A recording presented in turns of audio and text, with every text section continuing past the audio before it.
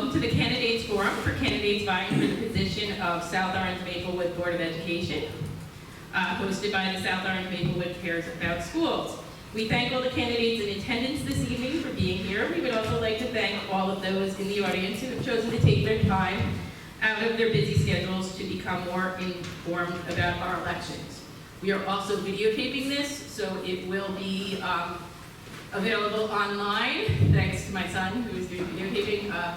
And then it is hopefully being broadcast live on the Facebook, the Soma Cares About Schools Facebook page. I'm Alyssa Malspina. I'm one of the moderators of the Facebook group, for those of you who do not know me. A few quick housekeeping notes. Questions for tonight were solicited in advance from members of the South Orange Maplewood Cares About Schools Facebook group and lots of other Facebook groups that around the town. Questions have not been edited, except that there is a possibility to combine questions into a single one. So if we got a few questions on the same topic, we combine them. If anyone here is not a member of the group, please look us up on Facebook. Our timekeeper will be holding up signs signaling 1 minute remaining, 30 seconds of time remaining, and a stop sign when time is expired, and he will also ring the really annoying bell. We have limited time to cover a lot of ground, so we ask each candidate to honor the time limits on all of the questions and rebuttals. Sorry, we also ask that members of the audience refrain from applauding and calling out with comments during the proceedings. Doing so will take time away from the candidate's ability to provide their answers. Candidates' names and the questions to be asked will be chosen at random. Each candidate will be asked 2 questions. The chosen candidate will have 3 minutes to answer the question. Once the candidate has completed their answer and their time expires, the remaining candidates will have an option to use one of their 3 allotted rebuttals. So you can use one of those little nice things that I put in front of you. See, yes.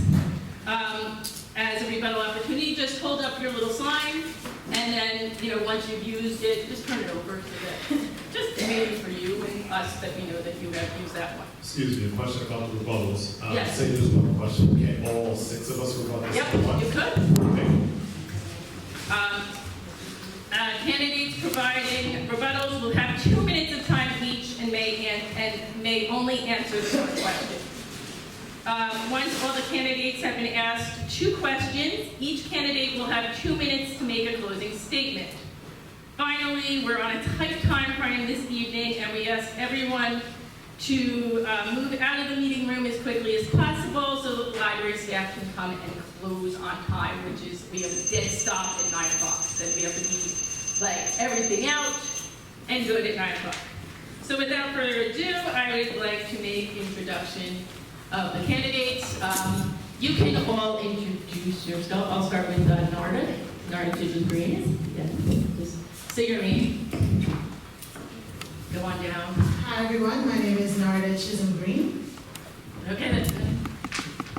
Good evening, right here, Joshua. Hello, I'm Stephanie Lawson Mohammed. Hi, Erin Siders. Yeah, we're going to be passing mics. Sorry about that, guys. Carrie Smith. Sharon Tannenbaum Kraus. Johanna Ray, hi everyone. Okay, so we are going to get started. The first thing I'm going to do is choose the first name. That means the first person who would be getting a question. They will have 3 minutes to then answer the question that I will then choose. So the first person getting a question is Carrie Smith. You are number 1. Congrats, Carrie. And the first question you will be getting is this one. And then I will give you the question so that you can refer to it after. Okay. The BOE and the district has stated that they would like to bring paras and custodial services back to the district instead of outsourcing them. Given the budgetary constraints, it is likely that something will need to give in order to achieve this goal. What ideas do you have in order to pay for this? So can you pass it down, Carrie? I will read it one more time while he is taking a second to look it over. Sorry.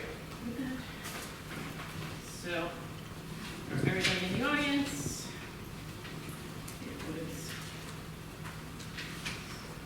Okay.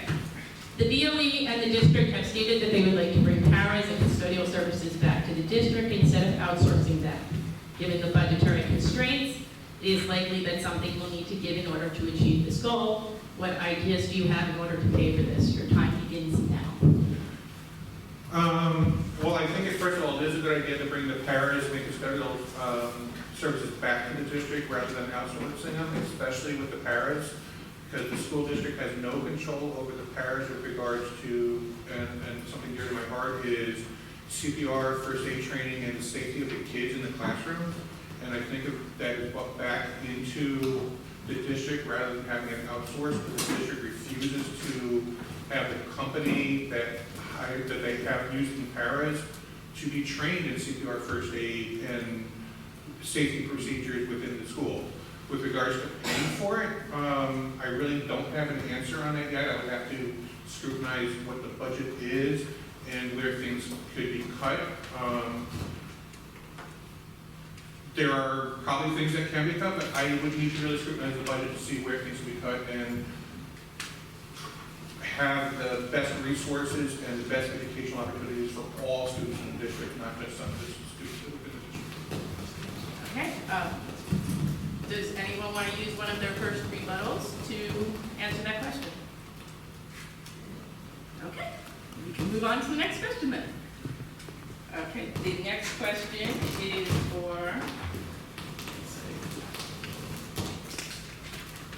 Sharon. You get the next question. And the next question will be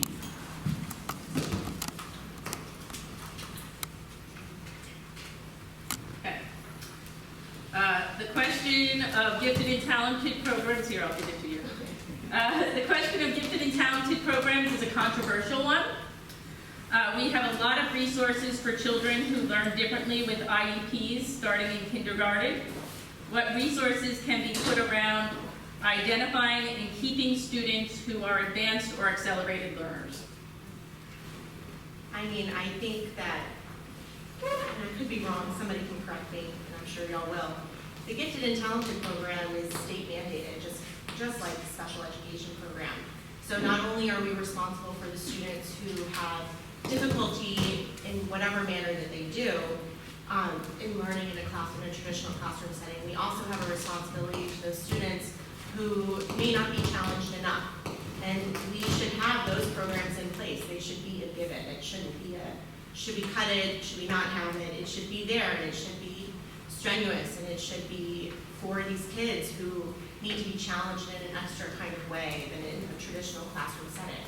And I can say, as an alum of the Gifted and Talented program in my high school and middle school and elementary school, it was an actually amazing experience, and a lot of the lesson plans that I remember from growing up in school are from that program, and a lot of the skills that I learned, critical thinking and just problem solving and working with others, were from that classroom setting in the TAG program is what we called it. So I personally am very proud to say that we should have something like that. It should be as important as the special ed, special services, kids with IEPs, 504s, and we should make that happen. It should definitely be a priority. Is there anybody who would like to use one of their rebuttal opportunities? My question. Okay. Giving you another second. Okay. So we will move on to the next question. And the next question is going to Erin Siders. And the question is, okay, so let me just here, I'm going to pass this down to you. It is number 5. Okay. Since it says, board comments, how are members of the public supposed to communicate with the BOE since they have stopped public speaks on most topics until late at night and BOE members don't respond to emails? For challengers, it would be you, How could you change the BOE's practice of refusing to respond to emails or allowing members of the public to speak at meetings without waiting until midnight? So I have experience speaking at public speaks at the Board of Ed meeting. And I've been one of those people have been, the times that I have approached the Board of Ed, I've been there to address issues that are not on the agenda. And I've also been there in times when people have been allowed to cede their time and one person would have 10 to 15 minutes to speak. I think the issue is that we as a district have a communication problem. And it's because families do not get responses from administration to their emails and their phone calls. I don't like that if you are not there to address an agenda item that you have to wait until the second public speaks. I have an 18-year-old. I can stay at the Board of Ed meeting all night long if I wanted to. But what about those parents who came at 7:15 to sign up and they're being told they can't speak until 11 or whenever the next public speaks is going to be? Folks that have younger kids who have babysitting issues. I don't think that the Board of Ed has a policy of not responding to emails. I've received responses to emails. I think the issue is that we need to understand the chain of command. If you are coming to the Board of Ed for questions and answers, that's really not the right way to go. You should have spoken to a teacher, a principal, a supervisor, an administrator. Coming to the Board of Ed, that's like the end of the roadblock. And most likely, if you do come to the Board of Ed, they're just going to tell you, go speak to those people. I think we need to have a better understanding of the purpose of public speaks, when it's appropriate to use it, and what we anticipate for the outcome to be. We do have that disclaimer that's made at every meeting to say what you can't say, but I think we just need, as a community, a better understanding of how we use public speaks. Is anyone going to use a rebuttal? Okay, Ms. Wright? Well, you can comment. You can comment. Yes, Ms. Wright first, and then if others want to go after her, you are free to. Freedom of speech is very important. I think we all here know that. I know that when people come before the board, they're coming because they've exhausted just about every means that they've had to speak with someone, to hope that someone will listen to them or hear their cry. And maybe they did go to the teacher, maybe they did go to the administration or the guidance or whatever, and they just received no information. And so when people are at their wit's end, that's what they do. I personally did not vote for that policy. I think that people have the right to, we need to hear from you. And we're constantly talking about communication, we're constantly talking about transparency and things of that nature. And what better place than, if you want board members to know what's going on, come and talk to us. And we say that all the time when we're running. Do we really mean it? I do.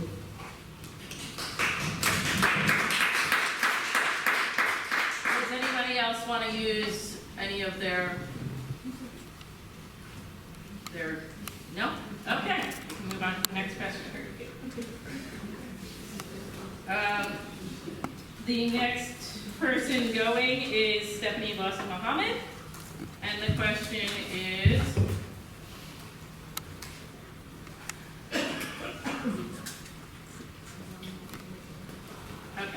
is number 9, so I'm just going to pass this down to you. Sorry, I keep hitting you on the head with that. I'm really sorry. It's kind of delicious. Okay. Board President Maney has stated publicly that BOE committee meetings are where most of the board's work gets done.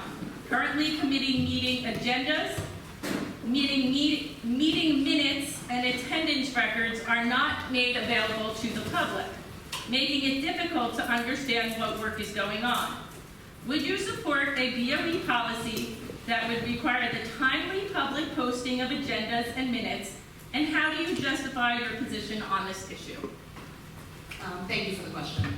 So I think that trying to understand some of the learnings that our new superintendent has brought is really important. One of the things that Dr. Taylor has done with us is, given that he was a superintendent, for over 6 years prior to coming, there are a lot of things that have worked that he's bringing. And so, in particular, the committee meetings now the agendas are actually being produced by the administrator that's aligned to that committee. And the minutes that are being captured are actually now being captured by that administrator as well.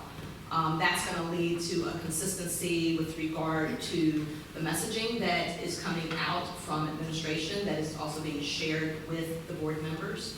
And it's also going to alleviate concerns about the availability of this information, because I absolutely agree that the public we have a very engaged public. We have a public that likes to be engaged at the board meeting, whether they can be there or not. I love that there's the opportunity to watch from home. Committee meetings are not like that. So in order for you all to kind of follow along what's going, those minutes are important. And so I would expect that over the next several months, you all will see a more readily available visibility to that. I will comment on the tracking of attendance briefly. As you all may or may not know, the number of types of engagement that happen on the board, from attending board meetings to the committee meetings to workshops to going actually to Essex County level things or state level things, it is a lot of opportunities that board members have to participate.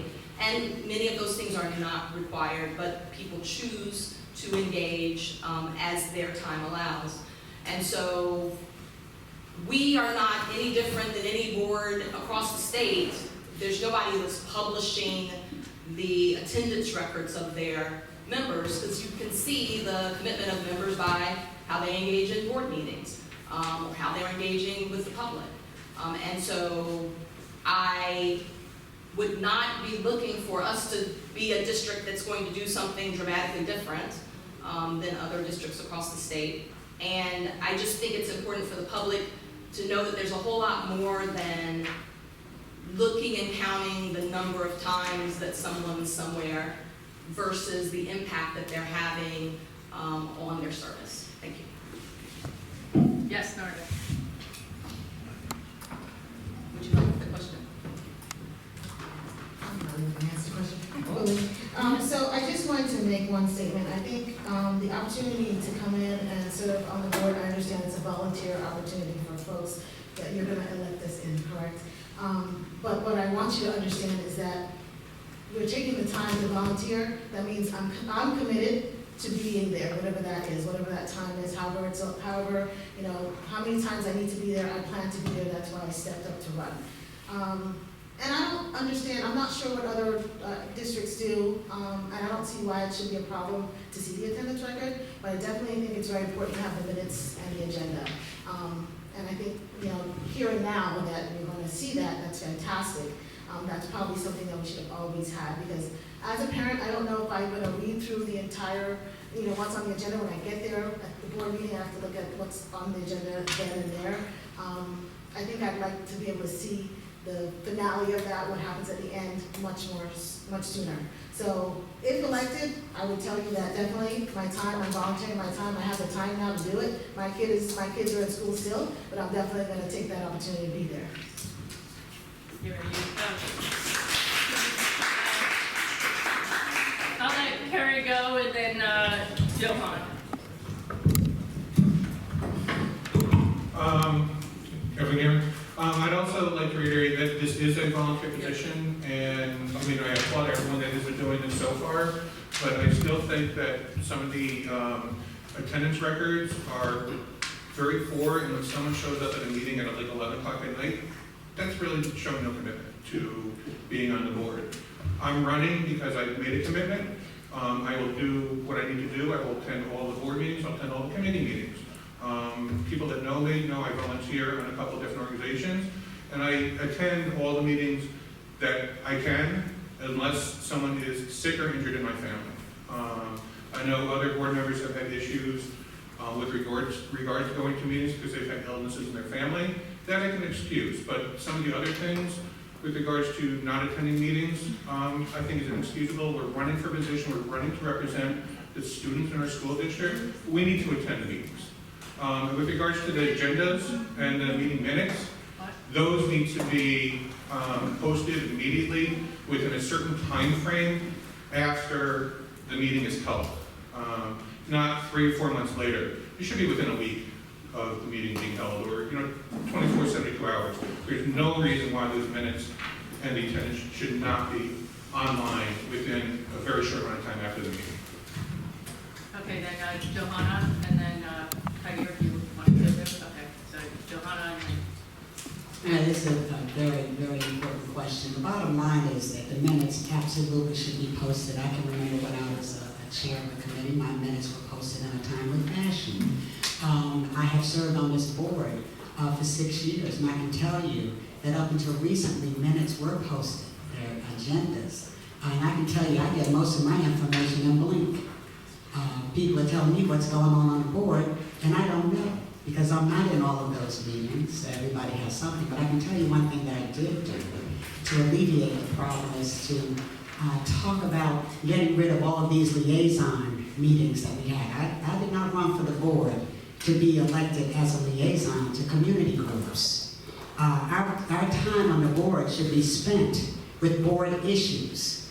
If I wanted something in the community, I would have run for a community office. But I think it's really important that we let the community know exactly what we're talking about in meetings, be completely transparent, be truthful about the things that we're talking about, and stop hiding so much. And I'm looking forward to total and complete transparency across the board here, and that's what I've been fighting for. Tiger.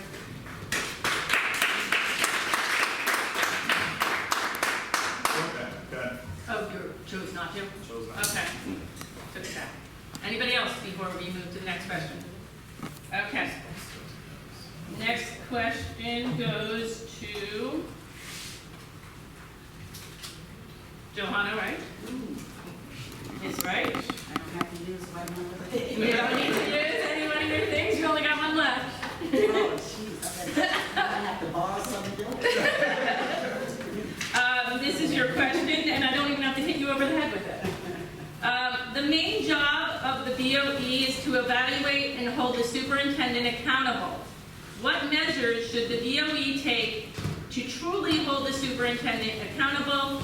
And do you believe the current board and board leadership have done a good job in this area? Well, here I'm going to have to speak, I guess really as an outsider, because I've been conflicted most of my time on the board because my daughter happened to have been a teacher in the district of science at South Orange Middle School and also a coach. So that rendered me basically unable to evaluate the superintendent because of the conflict. I was also unable to participate in any evaluations of the high school principal, and I was also unable to participate in any evaluation process of administrators in the middle school, or whoever, athletic director, whoever, my daughter fell under their charge. Unfortunately, she fell under the charge of 4 administrators. But we should absolutely do a much better job of evaluating superintendents, and not only evaluating superintendents, but doing a complete and thorough search.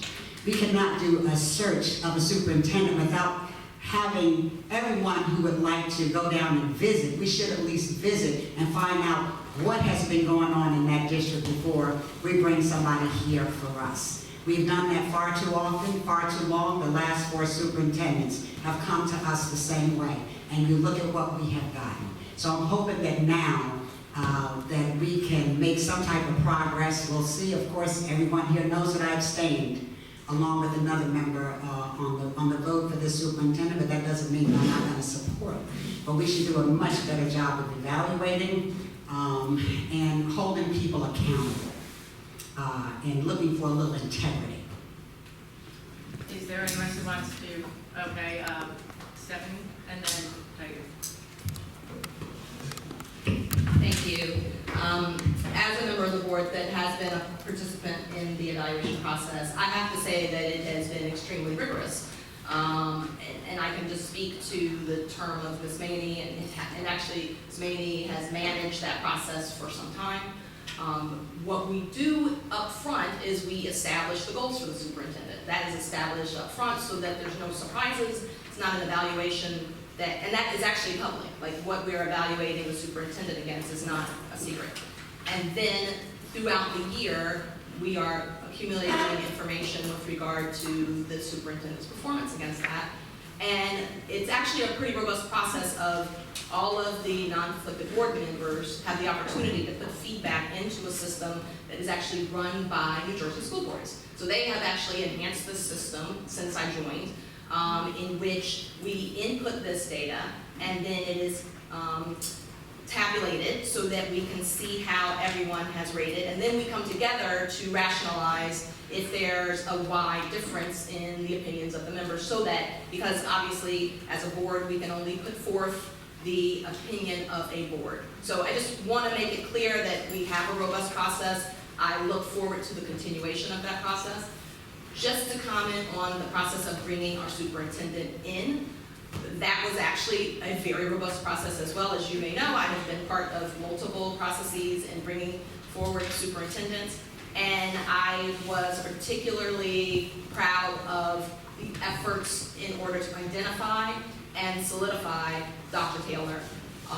We actually did get information on his performance from his district, but there is a level of confidentiality and protecting his application process such that it is not exposed in his district before it is something that he is ready to expose before the offer is made. So I just want to highlight those 2 points, and I will stop before the bell rings. Okay, Tahir, and then Sharon, and then if anyone else wants to go after that. Just a quick correction, it's Tahir. Tahir, I'm sorry. Tahir. Tahir, sorry. I'm very So, just want to comment, I can't, obviously, I'm not on the board, so I don't know about the processes of bringing them in, but I can comment on the evaluation for Dr. Taylor.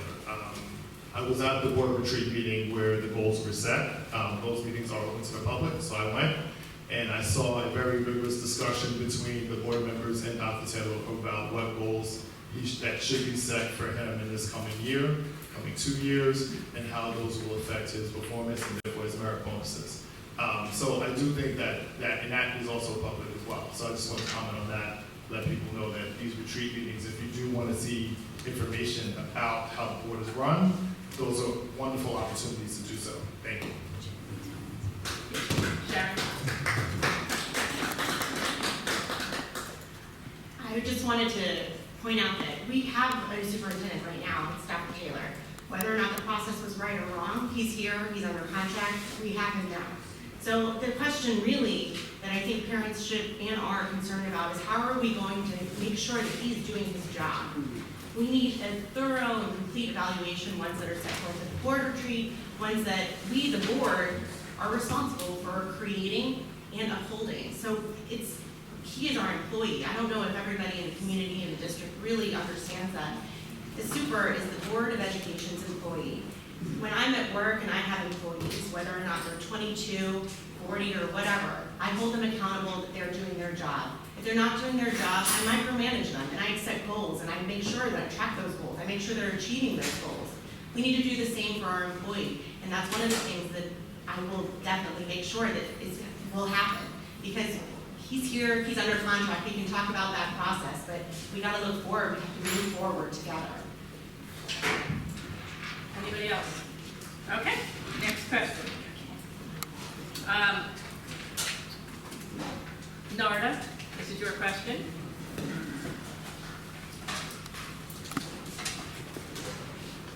Okay, so can you pass this down to Narda? Sorry. It'll take a little while to get there.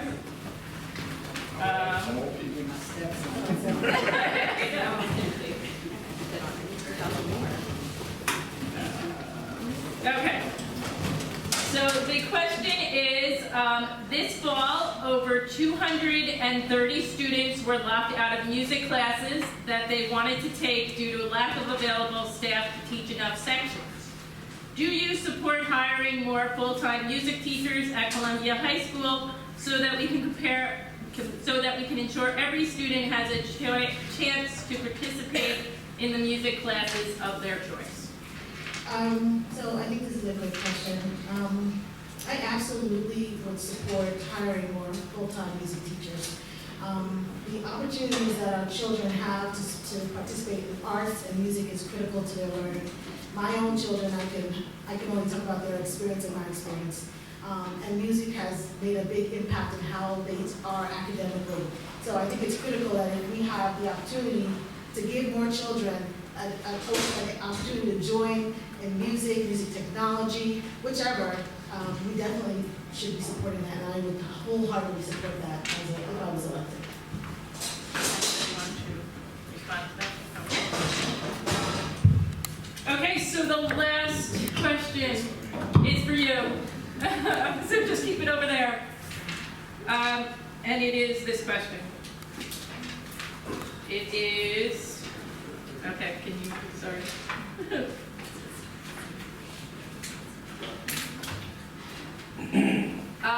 The question is, a lot of kids are left behind and don't reach out to get the help they need. How would you make sure that they find the help they need, but still make sure that those students who are already ahead can stay ahead? And that was submitted by a student. Okay. It is unfortunate that a lot of kids feel that they're being left behind and that they don't feel that there are opportunities available to them. I think Dr. Taylor and the administration need to press upon the building leaders to ensure that all students and parents are aware of what opportunities are available to them in order to get the help that they feel that they need. I don't believe it is the actual job of the Board of Education to do that. That is the administration's job to pass that down to, from the administration and top down. This goes back to what Aaron was talking about earlier about a chain of command. It's not the Board of Education's role to give children the support they need in the schools. That comes from the administration, the teachers, staff, guidance counselors, etc. I would also add that those opportunities should be made available, and maybe this is an area where the district, if they do have processes in place, can do a better job of communicating those to parents and students on a regular basis. No, I have to like use your, okay. That's it.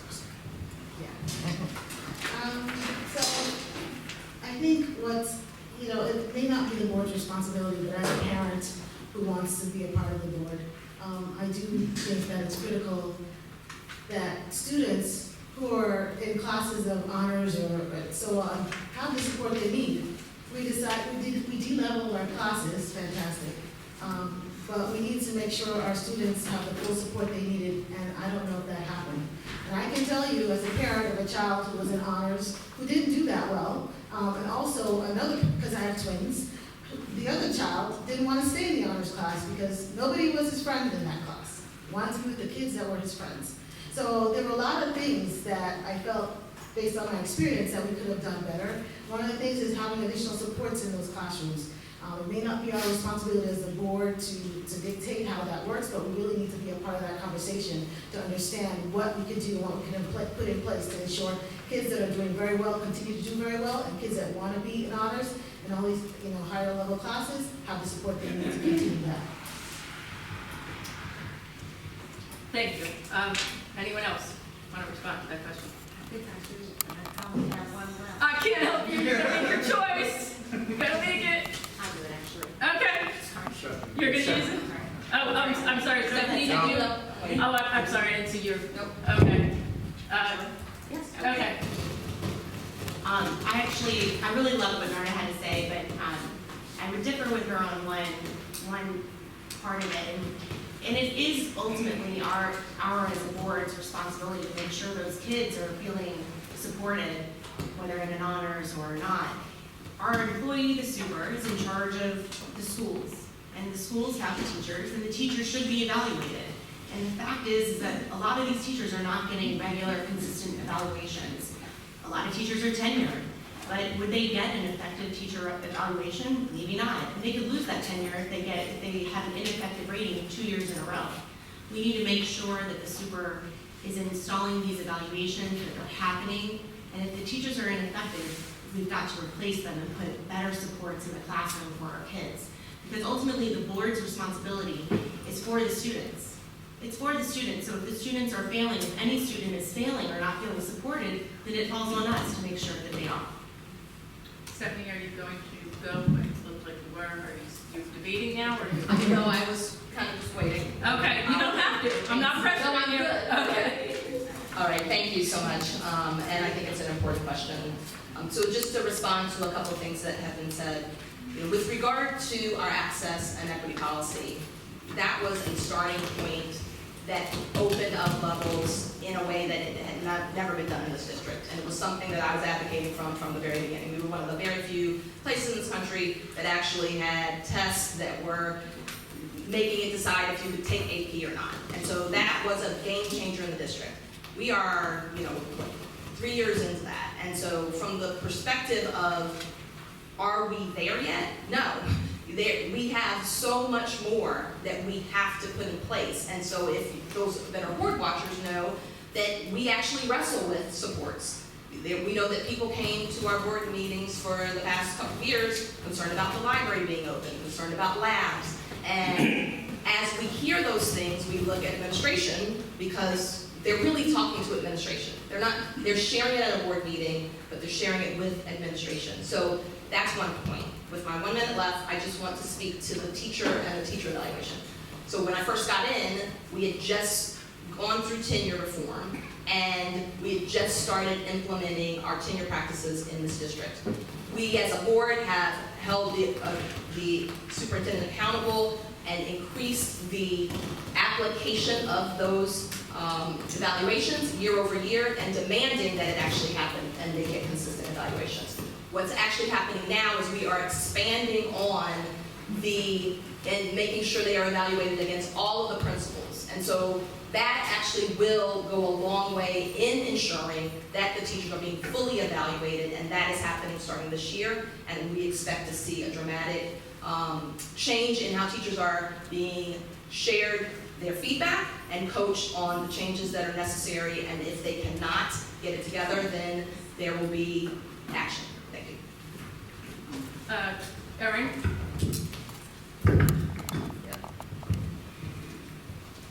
Okay, although this is not really the purview of the board, this whole issue of struggling students and support, I also think we need to empower families. Once you get out of elementary school and you're in the middle school and you're in the high school, it's really on families to be monitoring how their students are doing. And it's not like middle school where you have progress reports and you have progress meetings with your teachers.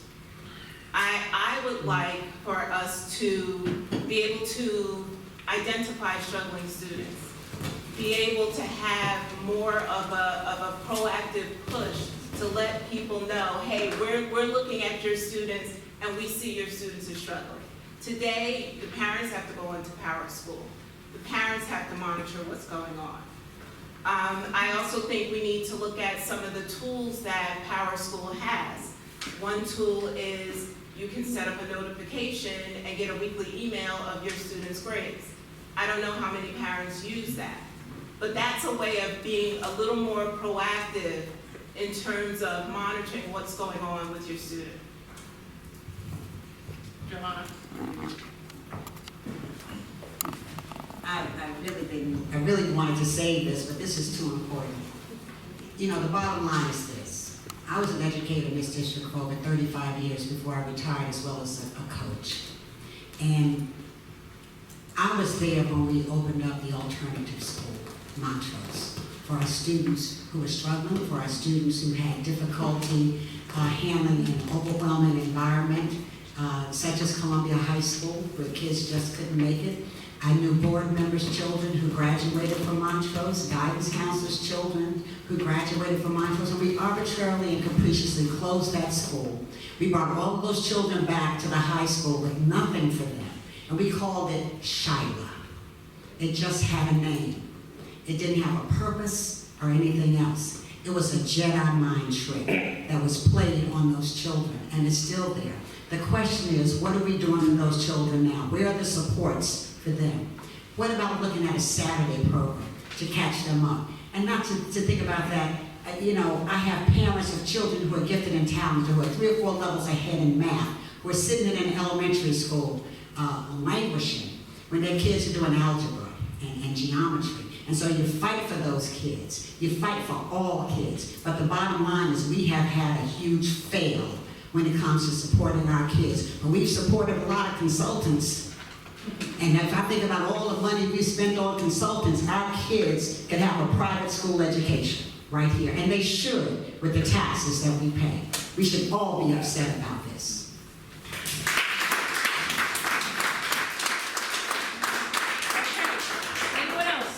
I think most of you have answered that question. Okay, so we are moving on to the second round of questions. That means that each candidate will get 1 more question, and then whatever rebuttals you have left, you can use. So the first person getting the second round of questioning is Ms. Wright. I'm glad because I don't have any rebuttal. So Ms. Wright, here is your last question, and the last time you were hearing from Ms. Wright tonight. Then I didn't go home. No, you don't get to go home. That's right. That's my question. You get to do closing, but this is your question. It was number 7, right, Ms. Wright? Okay. The question is, if you have seen the last BOE meeting, students were coming forth to tell us how Code Red lockdown drills are damaging and interfering with learning. Can you please talk about your position on Code Red lockdown drills and how they are happening right now in our district? As a person, as an educator who would be in class doing some really good stuff, and all of a sudden it's, I do have a few things to say. First of all, there's nothing wrong with drills. Nothing. The problem is how you do your drills. I'm a coach, and I'm going to talk to you like a coach. If I'm in the middle of a game, something very, very important, and my kids have not had the drills or the skills to go in at that situation to make things better, it's because we didn't practice. You have to practice. Drills are important, but not the way they're sometimes conducted here.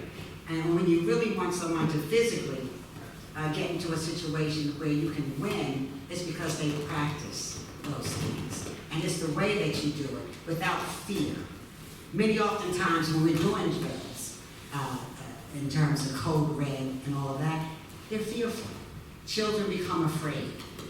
And that's not a good thing.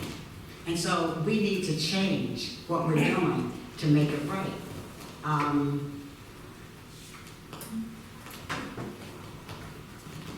As I said, the way we've been implementing drills may be wrong, but certainly not the drill itself.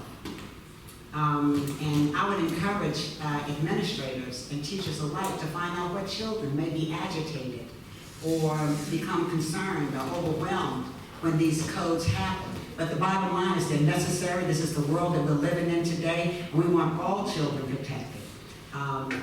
And that's what we need to do. And we need to know that they're not afraid, and we need to remove the fear, and to know that, and so that they know how to respond for themselves, for their classmates, and for others who may need the help during a serious lockdown drill. Yes. I was at that meeting when I saw those 3 young ladies come up and speak, and it was very heartbreaking to hear about what they're going through during lockdown drills. Also at that meeting, one of our community members, Jennifer Saravello, brought up a very innovative solution, basically allowing us the idea is to videotape what to do in these sorts of cases, very similar to what you see on airplanes. When you're flying on an airplane, they don't do fake crashes to see how you're going to respond, right? These are her words, not my jokes, sorry. But they don't, we don't simulate dropping 10,000 feet to see what happens. They don't, make sure you put your oxygen mask on, right? Your job as a passenger is to sit down and follow the instructions of the flight attendants. That's their job. In this analogy, the teachers are the flight attendants. They in fact do need training, and I do support that they need drills, and they may need some live action. But I don't think we should be putting, 9-year-olds through this. It's heartbreaking and ridiculous to me.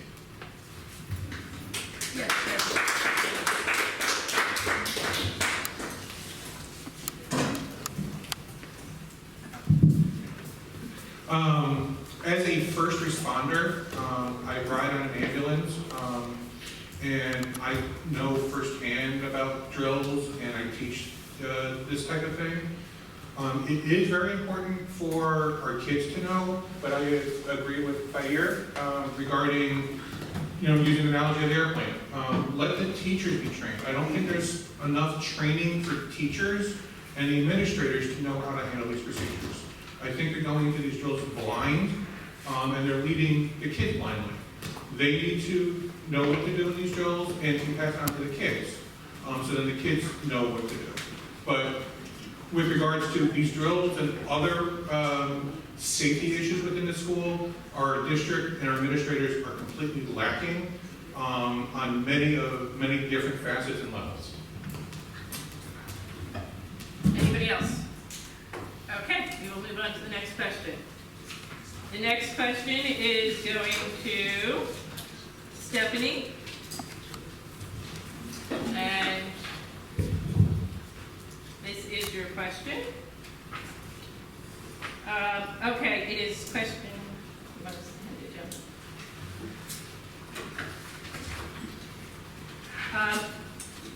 What is it that you will personally and proactively do to aggressively ensure that the upcoming school construction effort is completed in time and on budget? All right, great. And as this audience knows, this is one of the most important initiatives that sits before us. This community has agreed to make this investment. It is well overdue, and now that we're going to do it, we got to get it right. Part of what I have aggressively and proactively done is the superintendent we picked, because he has done these projects before. That was a key question that we had in our interview process. And there were people that had done it before, and there were people that did not. And in doing that, he explained to us exactly how you make sure you keep this on time. And a big part of it is the planning. You may know the saying, what is it, measure twice, cut once? So the planning is incredibly important, and this year is that year. So all of the professionals that are going to be putting those plans together in order to build a construction plan that we can effectively implement in a very tight time frame that we have outlined. So if we think about what is dependent on this, we know that our intentional integration and innovation plan is dependent. And so we have school opening tied to the completion of construction. And so as part of the goals, we have laid out for the superintendent, not what he's going to do next year to make it effective, but what he's doing this year to make it effective. And it's not even just about his planning, but it's also about the communication. Because we know that you, the public, want to understand what's going on, because all of the construction will impact our buildings as soon as it starts. So you need to know what's going to happen. You need to know that impact to the students. You need to know that we're going to be ready to open the doors for school at the end of summer, because obviously summer is going to be a big construction period. And so one of the things that Dr. Taylor talked about is how important it is that the schools open effectively. So as he's thinking about the construction plan, he wants to make sure that he is planning such that when the school opens in September, that the power comes on, that the water is working, and all of these things are actually functional. So We will be, as a board, getting updates from him. We will be discussing it as a board. That will give the public also visibility to our engagement. And we need to understand there will be milestones. So in a plan, you have milestones. If any of those milestones are missed, that is putting at risk the end date. So if there are risks, then you need to know how he's going to mitigate the risks. So as part of the communication with him, he's going to share risks with us. He's going to share his mitigation plans. And we will be following those very closely. And as we see those risks and mitigations close, it will let us know if we're on time. Does anybody want to rebut that question? Okay. So next question is going to Sharon.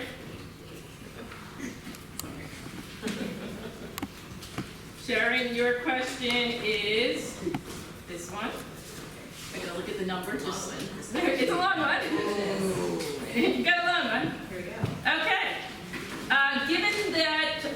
Given the BOE has the responsibility for the negotiation of teacher/admin contracts, and given that the super reports to the BOE, who may advise him, and oversees department heads and admins, what would you like to do to ensure that the district moves more proactively in addressing underperforming teachers and rewarding those who exceed performance standards?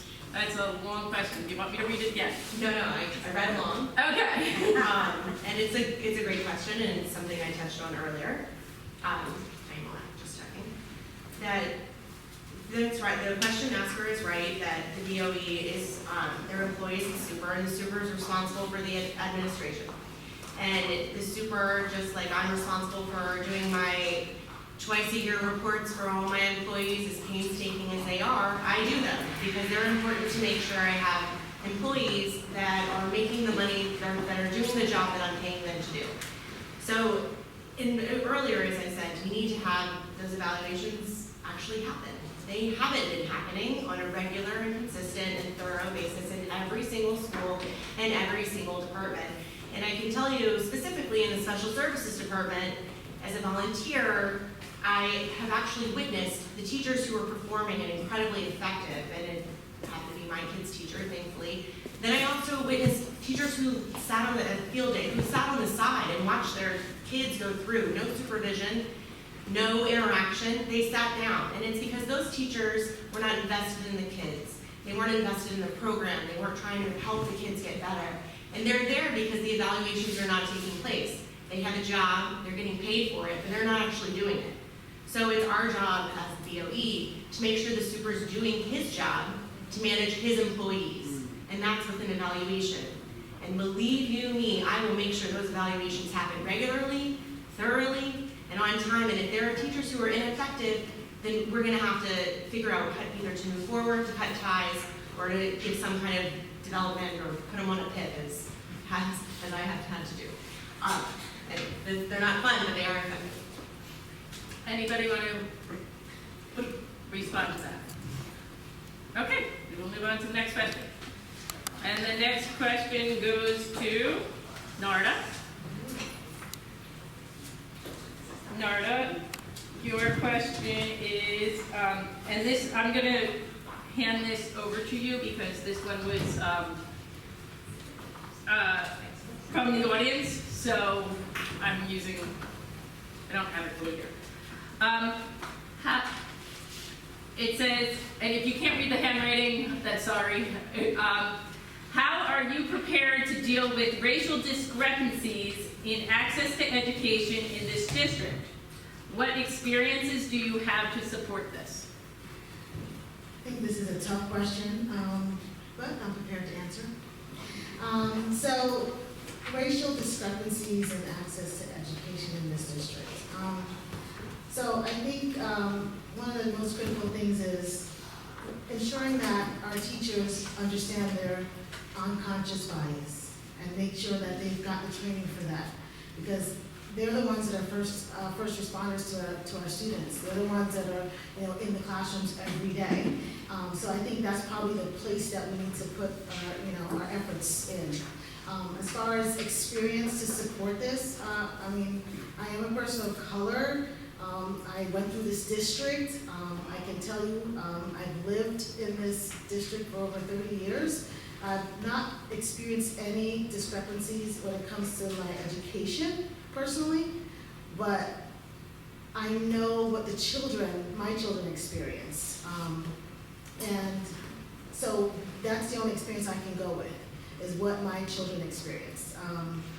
And I can tell you one of the things that I would notice, and it was, I mean, I hate to say it, but I knew what level a class was. I knew, you know, based on the type of children in the classroom, you know, what kind of teaching they would receive. You know, and because that's what I experienced, you know, growing up here. So I don't have any other experience except for mine to support it, but I tell you what's critical is the teachers getting the training they need when it comes to their unconscious bias. Yes. Yeah, in the recent comprehensive equity program that was released by the district, it was revealed that all certificated staff, so that as teachers, are in fact receiving anti-bias training on a regular basis as part of those 4 half days they added to the calendar for professional development. What's concerning to me is that, what I asked Dr. Taylor at the recent elementary school town hall, is that the non-certificated staff, so that's paras, cafeteria, other staff, are not required for this training. And those people spend as much time with our children as the teachers do. So I think it's critically important that we find a way and understand that they're not our employees, so it may not be as easy as I'm making it sound, but that doesn't mean it can't be done. It just means it's going to be difficult. But that's what we hire a qualified superintendent like Dr. Taylor for, to do these difficult types of things. Regarding how, I believe the question said, how am I prepared? I'm prepared if I'm selected as a board member to help Dr. Taylor push through the intentional integration plan, which is to reconfigure the way our elementary schools exist and emphasize that the student population reflects that of the larger district as a whole. That is the most important thing that we're doing in this district in the next 2 to 3 years, along with the facilities plan, and it is very important that we get that right. Anybody else? Okay. Next question. Next question is going to Erin. Erin, this is your question. Here, I will pass it down. I'll give you a second. Over the past few years, we have seen an uptick in special interest groups in the community, and some in the community are becoming concerned that these groups are yielding undue influence over decisions being made. New Jersey School Board Code of Ethics states that, quote, "I will refuse to surrender my independent judgment to special interest or partisan political groups, or to use the schools for personal gain or the gain of friends." What is your position on this and why?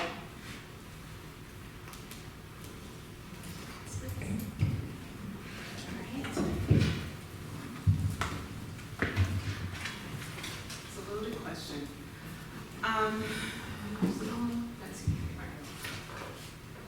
I think that a great step that the Board of Ed made, I believe it was this year, was they discontinued having board members representing different community groups. And that's important because that's the Board of Ed, of course, the role of the Board of Ed is to, of course, manage the superintendent and work on policies and procedures. It is not to work with special interest groups. And really, those different types of groups should be going, once again, through the chain of command. If they have issues, they should be working with administration, supervisors. They should not be working directly with the Board of Ed.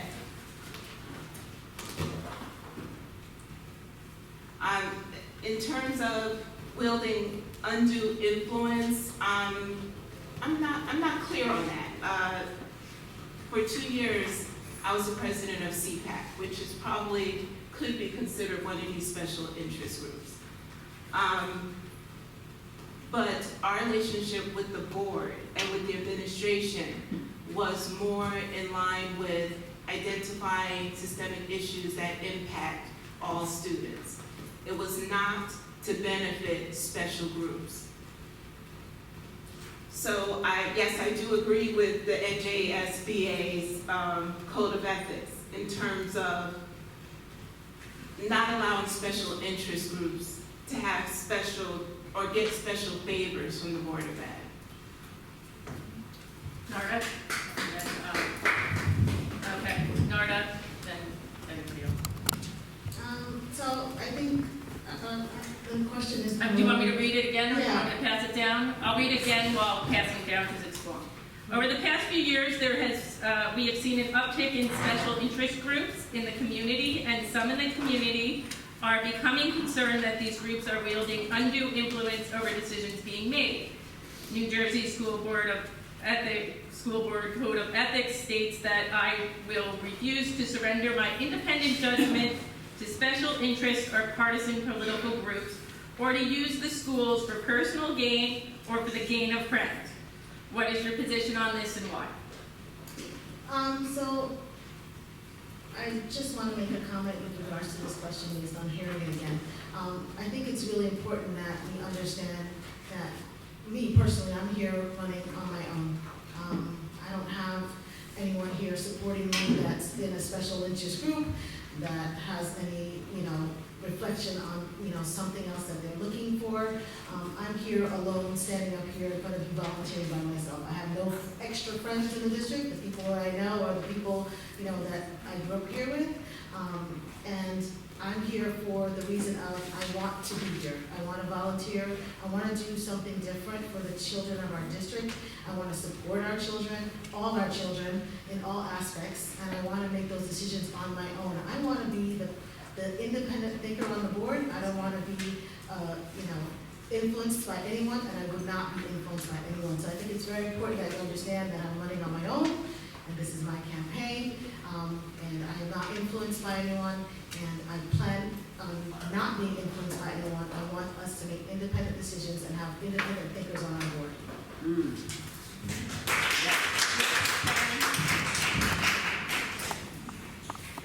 Narda, we're in the same boat.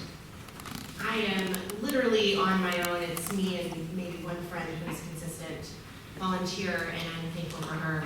But I think the question is especially timely now in our climate of bullying, because I think a lot of parents and community members may find that many of these special interest groups, not family representative ones like CPAC, which obviously do a lot of good, my family and other families, but other groups that aren't representative of families and students in the district, groups that are, whose main goal seemingly may be to put other people down or cast other people out.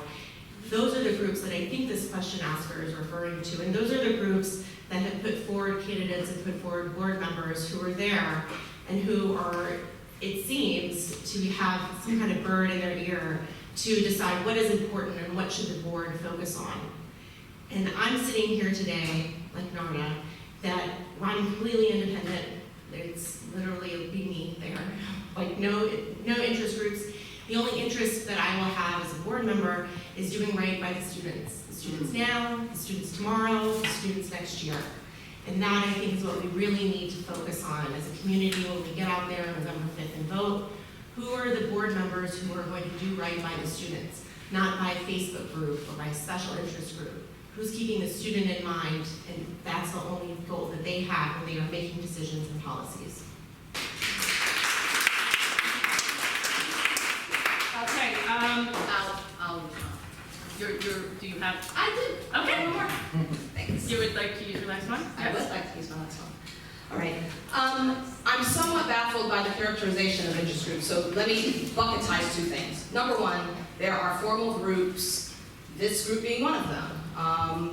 Pairs being another one. There are formal groups that provide a service to our district because they are bringing together the voice of parents and families in order to make sure that those voices are being heard. And I think that the collective voice is important. And I don't always agree with everything that's coming in from various groups, but I would never silence them because I feel like that it's important that we hear all the voices, and when these groups are bringing them, that's critical. Now, I'll speak from my own experience. I am on this board because when my first or second year in this district, I went to a board meeting and I spoke out against what was happening in the middle school with leveling and de-leveling, and I said that I didn't understand why we had these levels in our middle school.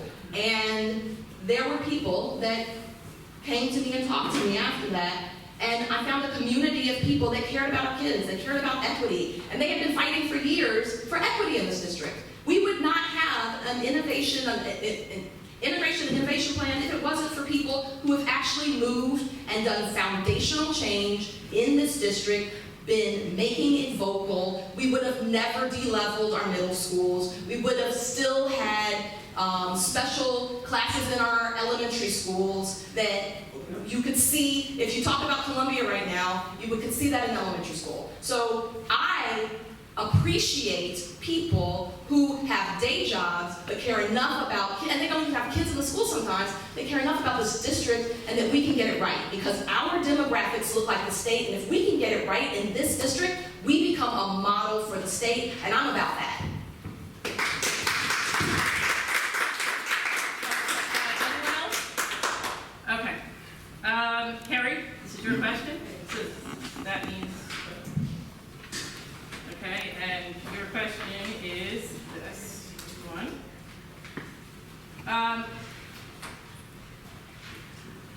Here it is, sorry. I forgot to hand it to you and over to Johanna's head. Will you pledge right here and for full accountability to proactively step down your attendance and participation on BOE meetings and committees drop below 85%? I would pledge that. 2 seconds, pledge that. Hold me accountable. Anyone else want to respond to that? Okay. And then the last question goes to, wait, who am I? Okay, sorry, you. I'm like, wait, I have one more sheet of paper. Okay, and the last question is number 10. So here, I'll pass it down here.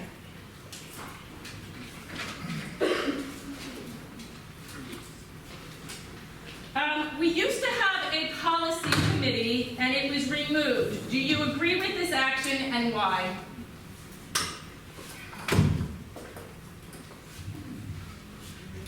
I believe that was one of the decisions that Dr. Fakara made while he was here, is that as a Board of Education, we had too many committees, so he streamlined them into curriculum instruction, personnel, and finance. So I believe policy falls under that, either the curriculum instruction or personnel, depending on how you look at it. Now, if we want to talk specifically about our policies, the fact that a lot of them have been out of date and need to be updated, that's something that the Board of Education needs to continue doing, and that's something I would like to do as a board member. Okay, that was the last question. Well, actually, it looks like we have some time. So I'm going to... You can still have... Well, you can rebut his question. No, I don't have time, but some people... They didn't use them. So does anyone that has time left still want to use them? Your rebuttals for that question. Okay, so what we're going to do, because we have time left, there was one question that was asked that we felt that should really be answered by all of you guys. And we have decided that we were going to allow everybody to answer this question because we have some time left because we did not use all of our time. So we'll just go down the line, starting with Ms. Wright and going down. And the question is, why are you running for Board of Ed? We will give you 3 minutes to answer that question. I'm so excited that I can speak again. Silencio. That's hard for you. Why am I running for the board? You know, a school district reflects the soul of a community. How a community treats its children is a reflection of the humanity of a community. This is my perspective as a board member and the longest person to give service to this district the most amount of years and time. My decision to run for the board another term is rooted in the same reason why I ran for the Board of Ed the first time: the children of this district. From all elements of my background, I have shown and voted for the students and our community.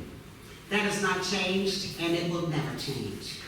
I was an advocate for my students and athletes when I was a teacher and coach, and I have just extended that role of student empowerment as a board member.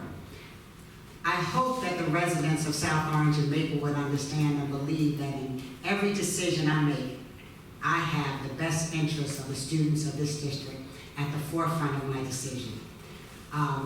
We need people who are committed 100% to making sure our students have all the available resources, and that our teachers and our administrators have and share the same goals. And that is the reason why I am running for the board, and my past tenure on this board speaks volumes.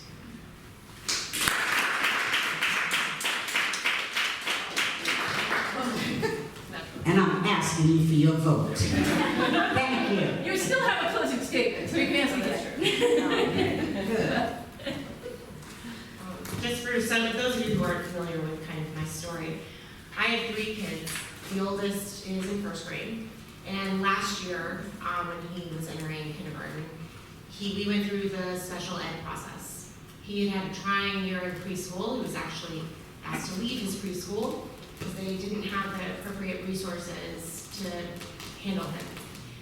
We went through special ed. We were placed in a self-contained class at Marshall, and it honestly was the best thing that I think has ever happened for him.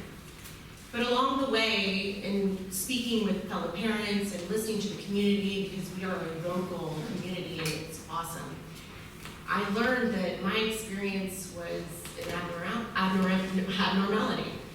There are just so many flaws in the special services department, and I am not the type of person to sit back and complain on Facebook or complain to my girlfriends or whine about to my husband without taking action. I wanted to get up and do something. And this is me getting up and doing something. I feel like there is an imbalance in the board right now. I don't feel like there are enough people who are speaking up for my kids and all of the kids in special ed and gen ed. And so I wanted to be that person. I want to get up, I will show up, I will do the work. If I don't understand it, I will learn about it. I've made a career of learning about things that I don't know. And I am excited to do the job, and I will be there to do it for my kids, for your kids, for the kids who aren't there yet. So that's why I would like your vote on November 5th. You can let I know. You still have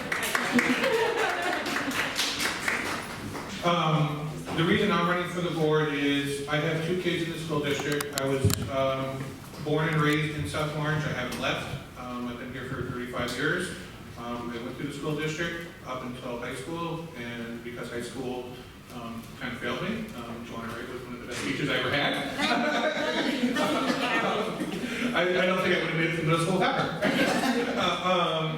But when my oldest daughter was in kindergarten and trying to implement a 504 plan with the district and the principal at the school, it was a fiasco. They don't understand, the district doesn't understand certain things. They don't, if I was to tell you some of the things that the district did this year to try to accommodate a 504 plan, parents in the middle school will be up in arms right now. It looks like the district tries to take one kid, solve that problem, but harm all the other kids. I want to be a voice for all the kids in the district, everyone in the district. We have many issues that need to be sorted out, worked on. There's a lack of transparency. There's a big lack of communication. And also the current board kind of rubber stamps everything that the administrators want to do. And that should not happen. You need to have independent thinkers on the board and not be rubber stamping what the administration wants to do. Sick and tired of it. And I want to vote too. Thank you.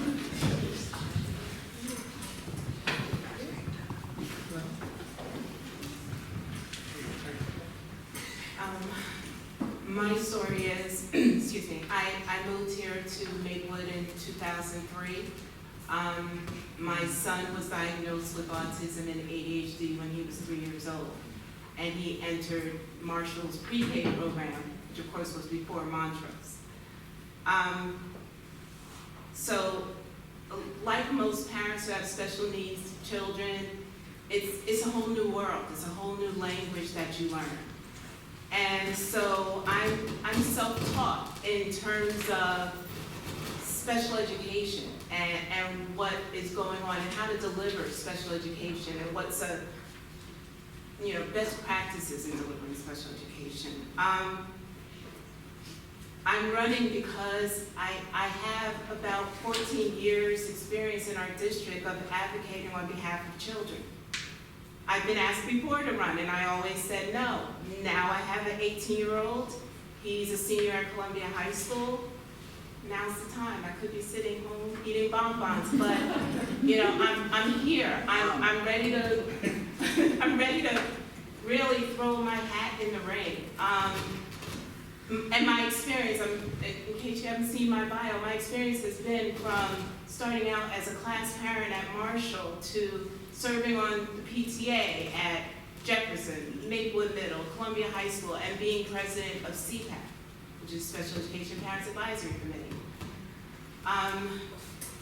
So I'm here because I care, because I want to see our district do better. I don't want people to have to go through what I went through. I've been advocating for my son since he was 3. I don't want other people to have to go through that. And it's not just about special ed, it's about advocating on behalf of all of our children. Thank you.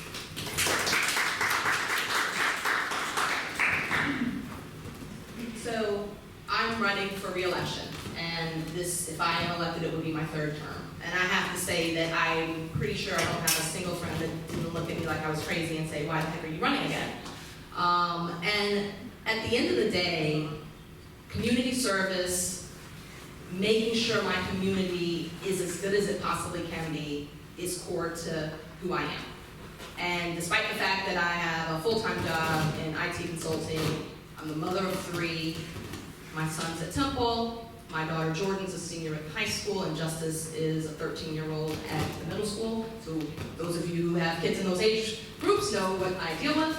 But it's never, ever been about my kids. Like when I ran, it wasn't about fixing the district for my kids, because my kids are gonna be okay.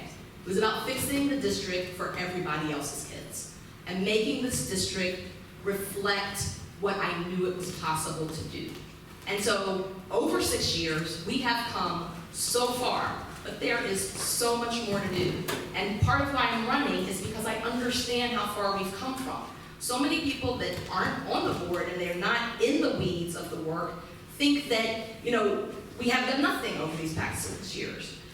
I describe it with regard to if you have a house that has some rotted wood in the walls that you actually need to get the rotted wood out and replace that before you are painting walls. Like, you actually have to fix the core. And what we have done over the 6 years has been getting at fixing the core. When there's sheetrock over the wood, you can't see it. And so you don't know that all this work has been done to make sure that the core isn't rotted, but it has been. And so that is why we are even in the place that we are today, to have this major facilities plan, to have a community that is actually stepping forward, and we know it's not going to be easy. But folks were scared to talk about single school pairings when I first joined the board. No one wanted to talk about, well, maybe we could pair Silk Boynton with Tuscan. Oh no, we saw what that looked like when we paired before. The whole community tore each other up. Don't even say that. We have moved so far beyond that, and there's many reasons why. I'm running because I understand where we've been. I have a strong collaborative nature.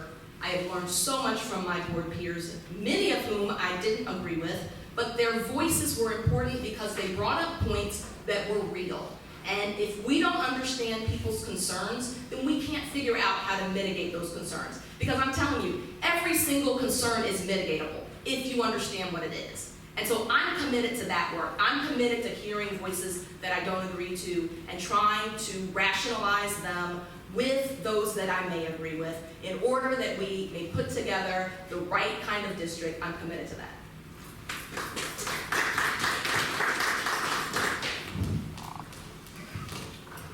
My day job is, as a financial services operations professional, is to translate a lot of legal policies into functional and actionable insight for senior leaders and management. I believe that's a skill set that will serve well in training, taking a lot of the edu-speak that we see in our policies and translate those into layperson's terms for parents and students within our district.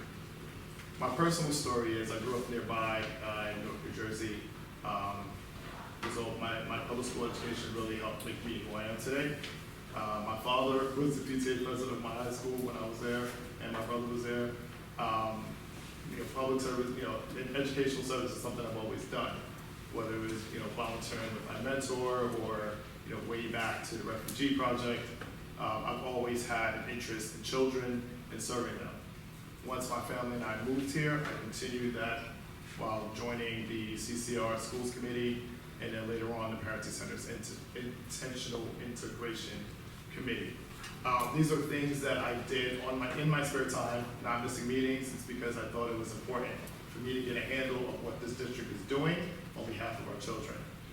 The next step for me is to have more of a say in those matters, and that's why I'm running for the board. We're about to embark on an expensive and critical time in our district. We are about to reconfigure our elementary schools, and we are spending $160 million on building it out in order to have the space to do that. I haven't heard much talk about integration tonight, but that is the most important issue in our district. It has been the most important issue in our district for over 30 years. Between the Marshall-Jefferson pairing, the Tuscan-Clinton overcrowding zoning, moving South Mountain lines around, we've already gotten away from the neighborhood school model.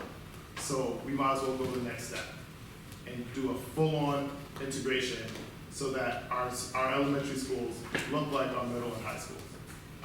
I'll have a closer statement later, but that's all I'm running.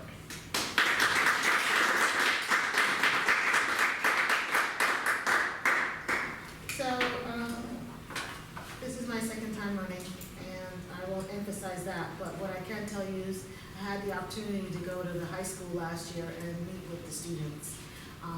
And they had really valid concerns and really hard questions for us as people running for the board.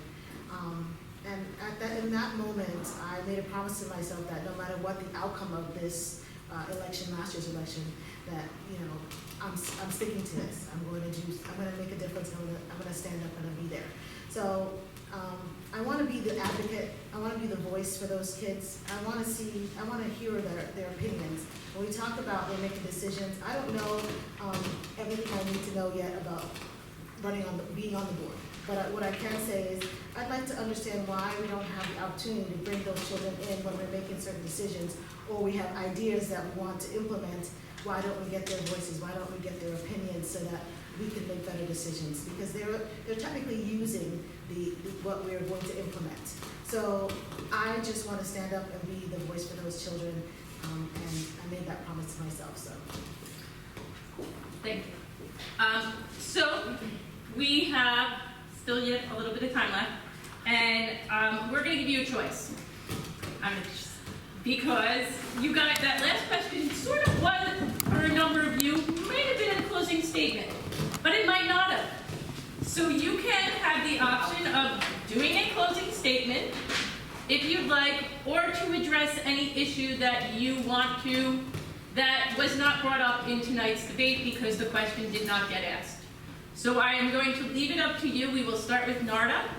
My husband is saying that either you can do your closing statement or address any issues that you want to bring up that weren't brought up, or maybe a hybrid. It's you. It's up to you. Great. Just one point of clarification. If we don't do a closing statement now, we have a chance to do No. it later? So This is one your or the last. other, This it's is word or nomination. It's either or combination. This is your last opportunity to speak. Okay, so you can choose how you want to do it. Thank you. We have 2 minutes. 2 minutes. All right, so in closing, I don't have an actual statement for closing, but I'm going to create one right now. What I want everyone to understand that it's critical that we make a change on our board with regards to independent thinkers. Everybody has different experiences. I'm just a parent. Yeah, I'm a professional. I manage people. But at the end of the day, I'm sitting here to volunteer just because I want to make a difference and an impact on our children's lives. I have children in school too, or still in school. I have 5 total, as I'm sure none of you might know already, that went through the district, both special education and not. And I have lots of experience with that. But what I will say, it's just really important that we have people that can make independent decisions on the board. If you don't have that, nothing's going to really change. Your voices are not going to really be heard. And I represent people that don't go to BOE meetings. I represent people that don't read the minutes, that don't have time. So I want to be that advocate for all our students. And in order for us to make that difference and that change, you really have to vote for me to ensure you have an independent thinker on the board.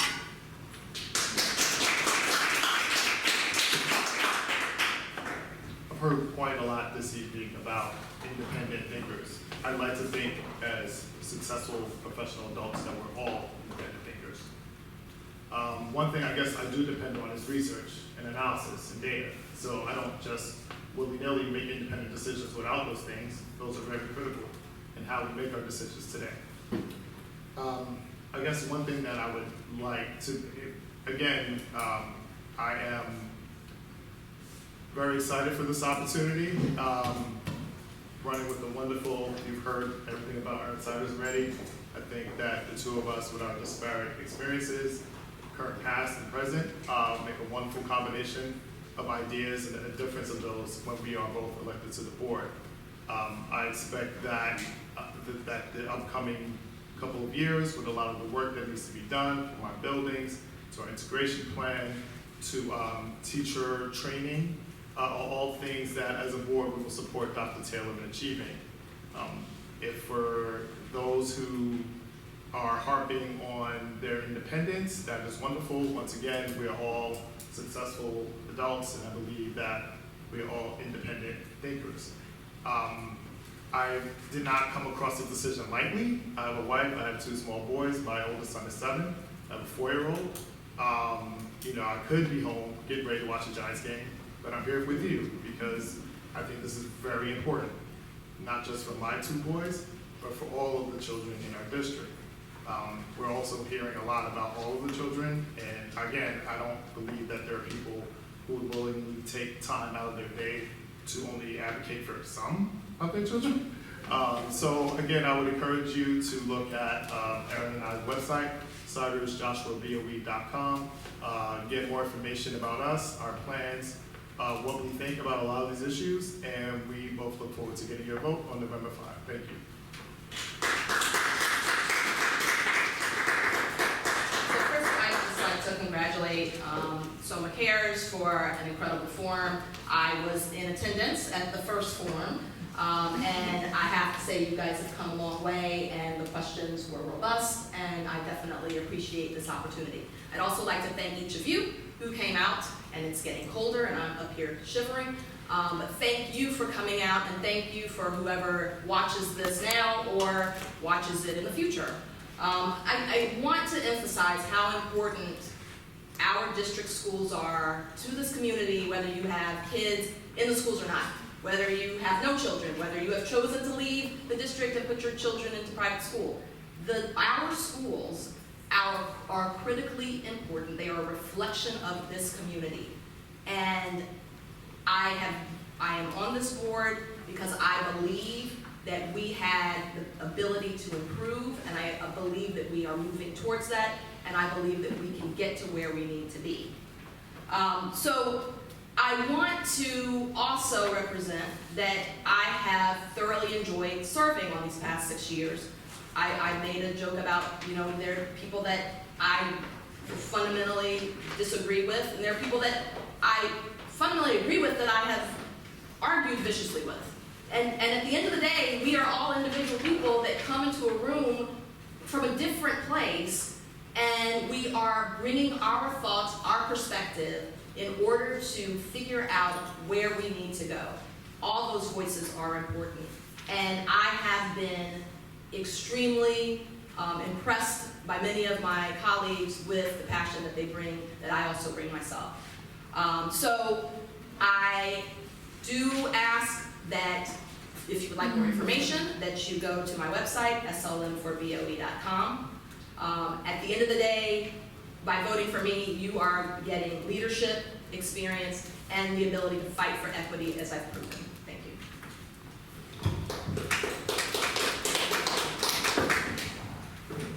Okay, sorry. Dr. Taylor is our fourth superintendent since 2014. That's a problem. Everyone who reports to him is an interim, left over from when Dr. Fakar was here.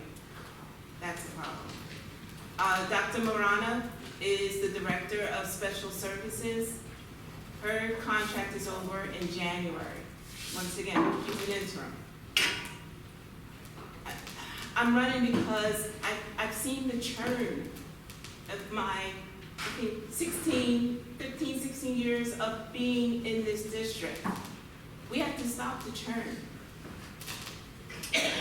A lot of people talk about the turnover in terms of administrators at the highest level in our district. Part of that is because we keep cycling through superintendents. We need to make a change. My background, as I stated earlier, is in advocacy. And it's in advocacy in our district, helping parents navigate special education among other issues. I've also served on district committees, such as the Affirmative Action Committee and a Code of Conduct Committee. I have experience writing policies.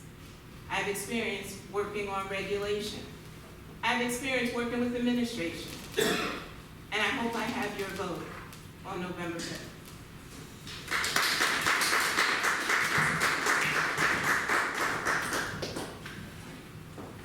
Again, thank you for your time of being here tonight. Again, I'm running to represent all of our kids. I want to be an independent thinker on the board.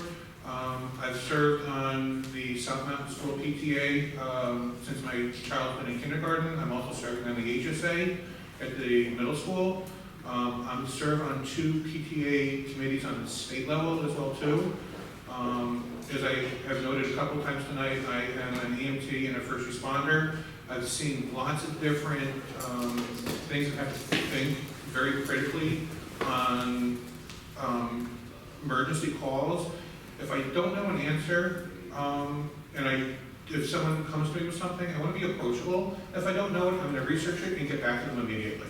We need independent thinkers. We need people that are going to be transparent, that can communicate, and we need to stop the turnover in the schools. As Erin said, that Dr. Taylor is the 4th superintendent. At the South Mountain Middle School, we were on, I think it's the 4th or 5th principal in 6 years. That's a problem. Administrative turnover is very high in this district, and it shouldn't be. We're doing something wrong. We also need to bring up our rankings, statewide and nationwide. We could be doing a lot better. We pay lots of high taxes. Our tax dollars could be going to lots of different things. We could be utilizing those dollars better. We don't need to spend money on hiring consultants. There are a lot of good resources within our district that I think parents, or not even parents of kids in the school, would step up and help out the district. We're going through this $160 million facilities plan, and Dr. Taylor wants to hire more consultants. Why? I want to be an independent thinker. I'm here for all the kids and you guys.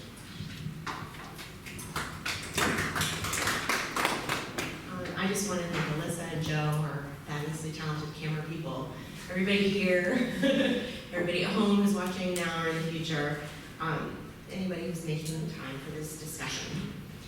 We've heard a lot of opinions tonight, and I love it.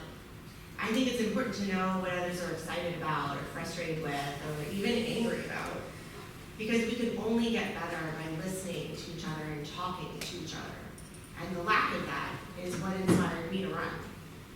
The board's decision in June to switch vendors again for our paras in our classroom, to not bring them in-house again, struck such a chord with me that I couldn't get away from it. At the time, it seemed like there was an imbalance to the board. Who was speaking up for my kid, for my child's paras especially, and teachers, for my kid's school and community? I didn't hear one. I felt like there needed to be a voice on the board who would speak up without being tied to special interests. I know we've said that a lot, but it's one of the main topics I think that's going to happen, that's going to come up along this election cycle. Who would speak up without being tied to special interests or groups, without allegiances, without any of that, in my opinion, nonsense? The board needs an independent voice, and I want it to be mine. That issue, and frankly, the Special Services Department as a whole, is what sparked the idea, and what gives me energy and fuel, is not just that singular issue. It is our district and its immeasurable potential. I have one kid in the system now, 2 more to go, and I'm invested in making it the best place for my oldest now and my youngest to come, but I'm invested in making it a great place for all the kids now and all the ones who are yet to join us. I am not backed by special interest groups or anyone else. As I said, it's me and my girlfriend who's here tonight, and my husband when he can, and I make him. It'll just be me filling that seat on the board, listening to the community and learning and voting on policies. Just me.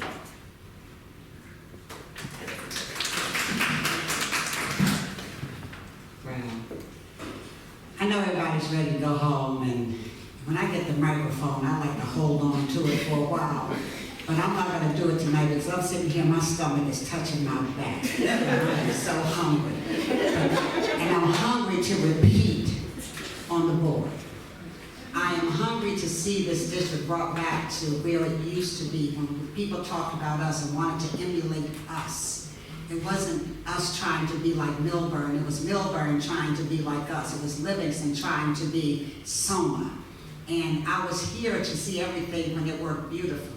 And I also saw it when it began to become tampered with. Now, we got rid of many of the people who did the tampering, but we left the things in place that they tampered with. And so we're in the process of getting rid of those things. I'm asking you to give me your vote so that we can continue to do the things that's right and not throw the baby out with the bathwater, but let's clean it up.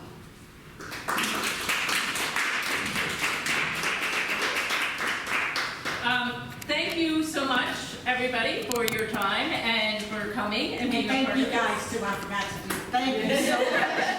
Appreciate it. You are welcome. As you see, every year we try to learn from the years and to expand it and grow it and change it to meet the needs of the community. So we are always looking for feedback on how to make it better or how to improve upon it, and we try to do that every year. So for those of you who have gone through one of our debates before, it's a little different. We are going to conclude tonight's program. Once again, we thank each of you for coming out tonight.